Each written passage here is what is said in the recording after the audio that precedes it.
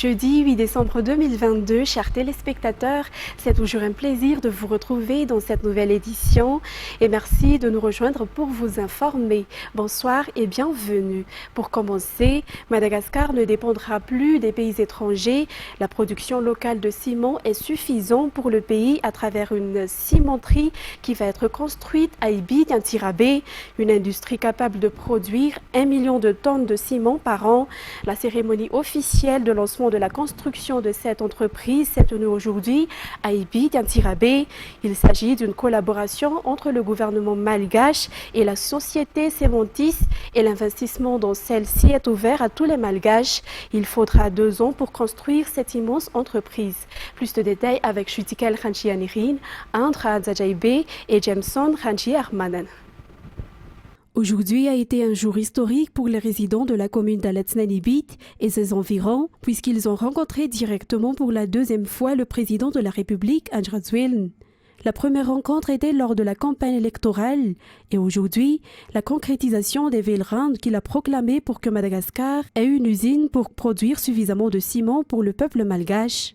Grâce à la collaboration entre le gouvernement malgache et le groupe Cementis, la quantité de ciment produit à Ibiti sera 5 fois plus élevée que maintenant. En effet, 180 000 tonnes y seront produites chaque année et dans 2 ans, la production atteindra 1 million de tonnes par an pour répondre aux besoins des malgaches de ce produit de construction de base. Le projet est énorme. L'investissement est également énorme, ainsi que la confiance des investisseurs à Madagascar est également énorme, ce qui a conduit à cette collaboration. C'est un partenariat qui a ses propres caractéristiques et qui est également ouvert aux malgaches qui veulent y investir selon le président de la République. L'autonomie de Madagascar fait partie des Vélerand du président de la République, produire localement les produits et ingrédients dont les malgaches ont vraiment besoin. Ainsi, cette usine qui va être construite ici répond à ces besoins.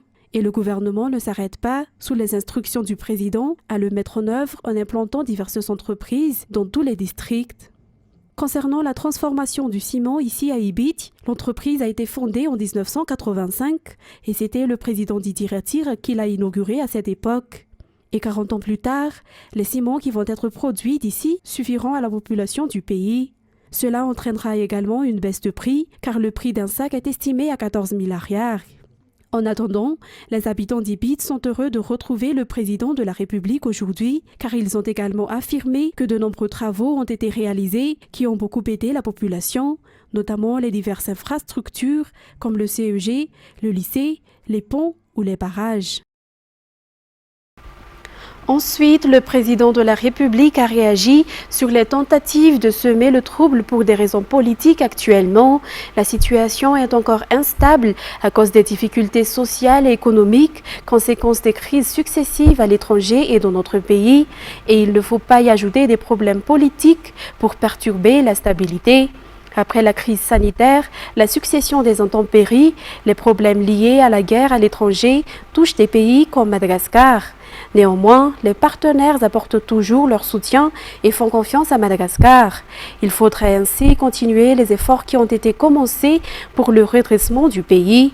Le Conseil des ministres qui s'est tenu hier lance un appel à tous les citoyens, aux acteurs politiques élus et nommés à faire preuve de solidarité pour l'intérêt de Madagascar. Continuons toujours dans cette page politique. Les déclarations des parlementaires s'opposant à la tentative de motion de censure à l'endroit du gouvernement et du Premier ministre se succèdent aujourd'hui. Cette collecte signature n'est pas conforme à la loi selon ces députés. De plus, ce n'est pas le moment de tenter des manœuvres de déstabilisation, surtout en cette période de crise économique, souligne-t-il. Chacun devrait se pencher sur la manière de donner la main au président de la République pour le développement du pays, selon toujours les déclarations aujourd'hui. Natera Koutmaf, Enza Haji Antsu. Ce sont les députés élus dans la province d'Ansran qui ont à leur tour déclaré aujourd'hui qu'ils s'opposent à la tentative de motion de censure du gouvernement et du Premier ministre effectuée par certains parlementaires. Cette motion de censure n'est pas conforme à la loi, ne respecte pas les procédures et les structures légales et crée de l'instabilité dans le pays, selon le parlementaire élu dans le district d'Ambilbe, qui a été le porte-parole de tous les députés de la province d'Ansran aujourd'hui. Le député élu dans le district de Bechouk martèle également que cette motion de censure n'a pas lieu d'être, surtout en cette période de crise économique.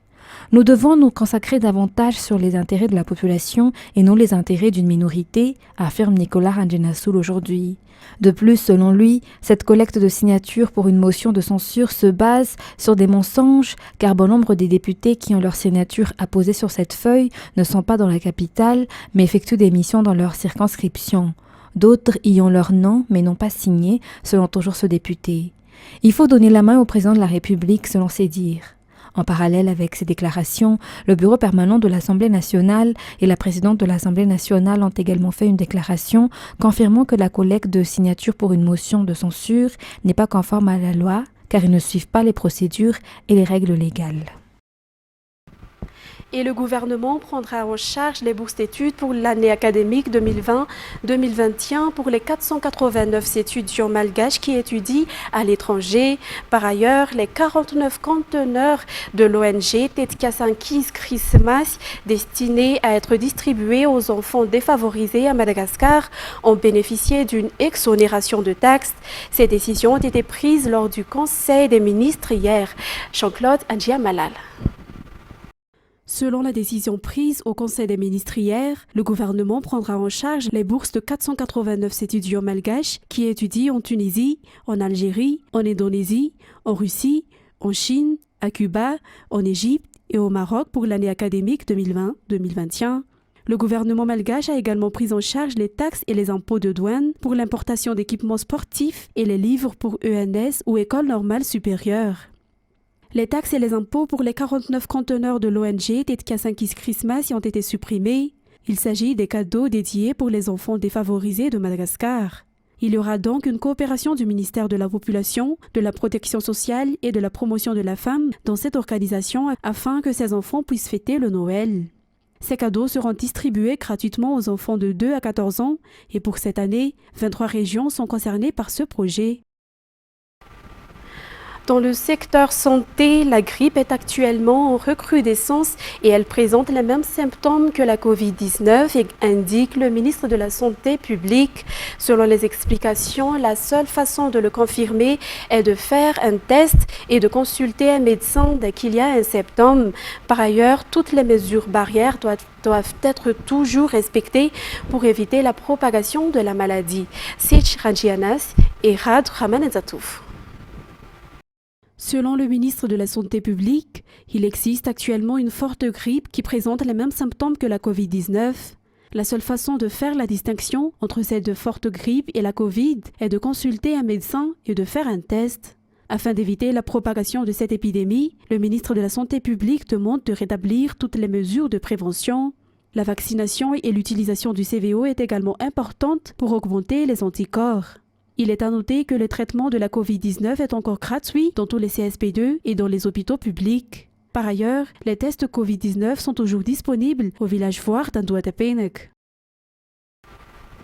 La station d'Ambournakoun qui fournit de l'eau pour les fouquetins de Souamanadjar, Antsboul, Ambatmar et d'autres encore a été endommagée depuis vendredi dernier, provoquant une coupure d'eau dans ces fouquetins.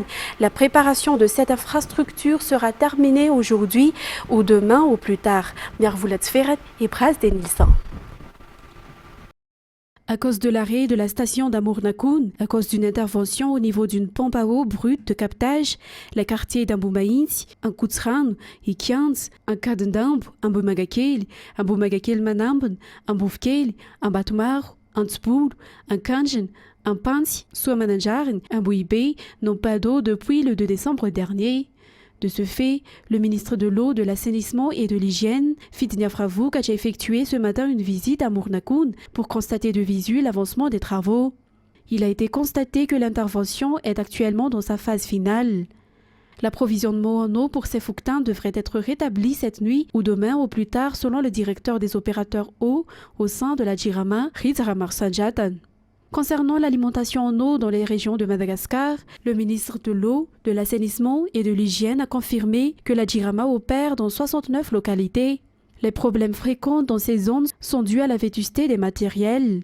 79 districts ont pu bénéficier de projets relatifs à l'amélioration des infrastructures, et cela depuis 2019. Le ministre de l'Eau a expliqué que l'objectif est d'atteindre les 119 districts d'ici 2023.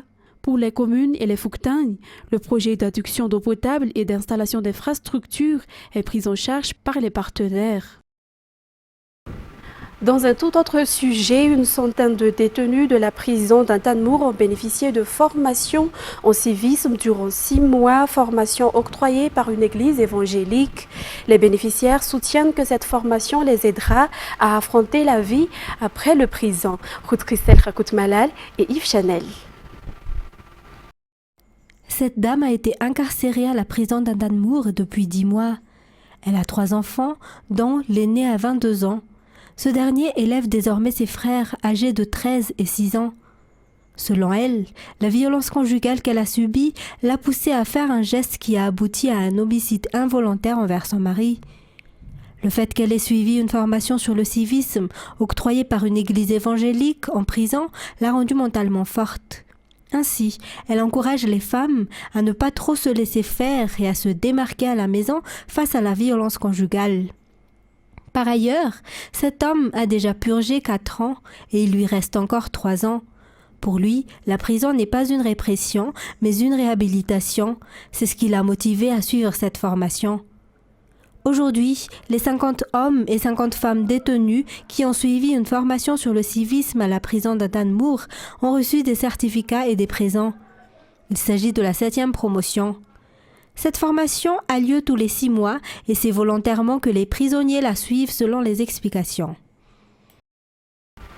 Et puis, l'une des choses qui marqua l'année 1930 fut la notoriété de Ramilzon, photographe bien connu à Madagascar, qui fut appelé le père de la photographie moderne. Il ne s'est pas contenté de photographier, mais aussi de peindre. Ramilzon avait également son propre studio. Plus de détails avec Andiana Martina et Nza Hadjiantsu. Ramilzon, père de la photographie moderne malgache, né le 5 septembre 1887 et décédé le 8 décembre 1948 à l'âge de 61 ans. C'est un Batfna qu'il a construit son premier studio. Il avait collectionné beaucoup de photos et beaucoup d'entre elles ont été publiées dans les journaux. Selon son petit-fils, Ramil Nahanj, Ramilzon avait également sa place dans le domaine politique et il était un membre du VVS ou Vivat Sakilk qui faisait partie des exilés à Mayotte. Pendant 10 ans en exil, Ramilzon avait poursuivi son métier et ses œuvres sont presque conservées par ses descendants. Un mémorial a été placé dans son studio aujourd'hui et le lieu était également ouvert aux amateurs de la photographie où on peut voir ses œuvres. En ce qui concerne maintenant les actualités internationales, le chef de l'État péruvien, Pedro Castillo, a été destitué mercredi après avoir annoncé la dissolution du Parlement, un gouvernement d'exception et l'élaboration d'une nouvelle constitution. Il a été placé en état d'arrestation et remplacé par la vice-présidente Dina Boluarte, qui devient ainsi la première femme à diriger le Pérou. Détail avec France 24. Ils sont descendus dans les rues de Lima pour soutenir leur président destitué. Pendant que ses supporters affrontent la police à coups de pavé, Pedro Castillo est entendu par les procureurs. Visé par 6 enquêtes pour corruption, il n'aura passé que 17 mois à la tête de l'État. C'est finalement sa tentative ce mercredi de dissoudre le Parlement dominé par l'opposition qui a causé sa chute. Les mesures suivantes sont décidées. La dissolution temporaire du Congrès de la République et l'établissement d'un gouvernement d'exception d'urgence. Une dissolution décidée par le chef de l'État péruvien pour éviter que les parlementaires ne votent une motion visant à le destituer, la 3e en 1 an. Un coup de poker qui s'est retourné contre l'ancien professeur. Par 101 voix sur 130, le Congrès le démet de ses fonctions pour incapacité morale. Dans la foulée, la vice-présidente Dina Boluarte, qui s'opposait au président depuis quelques jours et avait dénoncé une tentative de coup d'État de sa part, prête serment. Nous avons besoin des meilleurs Péruviens, car gouverner le Pérou ne sera pas une tâche facile. Nous devons former un cabinet pluriel où toutes les forces démocratiques sont représentées, afin qu'ensemble, nous puissions faire avancer notre patrie. Après la prise de fonction de cette présidente par intérim, l'Organisation des États américains a réagi, se félicitant du rétablissement de la normalité démocratique. Le département d'État américain a de son côté acté la fin de la présidence Castillo. Ensuite, la capitale chinoise a montré les premiers signes d'un retour à la normale au lendemain de l'annonce de la fin des restrictions sanitaires en vigueur depuis 3 ans. Toujours avec France 24. Pour l'instant, certaines cabines de tests PCR sont encore ouvertes comme ici à Shanghai, mais avec beaucoup moins de monde que d'habitude, puisqu'avant, il fallait obligatoirement, quasiment chaque jour, avoir un résultat négatif pour accéder à tous les lieux publics ou pour voyager dans le pays. Mais désormais, c'est terminé, les tests sont réservés aux hôpitaux et aux écoles. Autre grande nouveauté, les cas contacts et les malades asymptomatiques ne sont plus systématiquement envoyés dans des centres d'isolement. Ils peuvent rester chez eux le temps de guérir. Alors est-ce vraiment la fin de la politique zéro Covid? Ce matin, les habitants de Shanghai hésitent entre soulagement et prudence. C'est une bonne chose. Nous, les gens ordinaires, nous avons beaucoup souffert. C'est bien que les mesures sanitaires s'arrêtent enfin. On va finir par rattraper le virus et il faut que la population soit exposée pour qu'on atteigne l'immunité collective et que la pandémie s'arrête. Mais beaucoup de gens ont encore très peur. On a un peu peur, mais quoi qu'il arrive, notre gouvernement saura résoudre tous les problèmes. Dans un premier temps, j'étais très content. On dirait qu'on revient à la vie normale. Mais maintenant, tout le monde se précipite pour acheter des médicaments, donc c'est un peu inquiétant. Depuis la levée des restrictions sanitaires, la demande de médicaments contre la fièvre et d'anti-inflammatoires explose en Chine.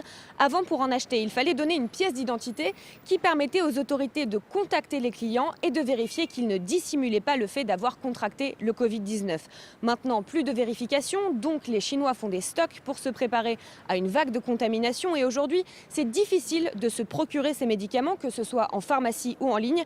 Donc les entreprises pharmaceutiques chinoises annoncent une augmentation de la production de ces médicaments pour éviter le risque de pénurie. Et le dernier patient infecté par Ebola en Ouganda est sorti de l'hôpital le 30 novembre dernier. Une annonce victorieuse du gouvernement en passe de gagner son combat contre une épidémie qui a tué plus de 50 citoyens en 3 mois seulement. Toutefois, aucun vaccin n'est encore disponible et les autorités et ONG restent vigilantes. De nombreux cas contacts sont encore sous surveillance. Reportage sur les images de France 24.